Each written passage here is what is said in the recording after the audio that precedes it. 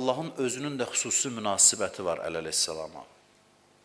Dünyaya gəlmək istəyir, bu bir dəfə baş verib, day baş verməyəcək. Nə əvvəl, nə sonra. Anası təvaf eləyəndə Kəbənin divarı bunun üçün yarılır.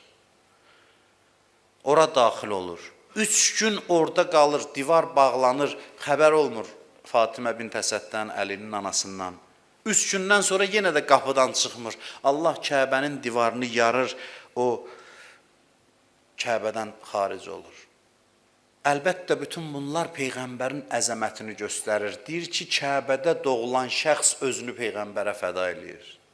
Kəbədə doğulan bir adam deyir, mən Peyğəmbərin qullarından bir qulam. Əleyhissalam deyir. Gör Peyğəmbər kimdir ki, Allah bu əzəmətli şəxsi ona fəda eləyir. Gör Peyğəmbər nə məqamın sahibidir. Heç kimə qismət olmayıb o evdə doğulmaq, onun doğulması möcüzə ilə baş verib. Onun doğum evi Kəbədir. Hansı insan var ki, doğum evi yazanda yazsınlar Kəbədir. Kəbənin içində doğulub. Onun adı Əlidir. Onun adı Əli. Əli yəni uca. Uca Allahın ucalığının məhzəridir. Allahın ucalığının məzhəridir. Allahın ucalığının güzgüsüdür.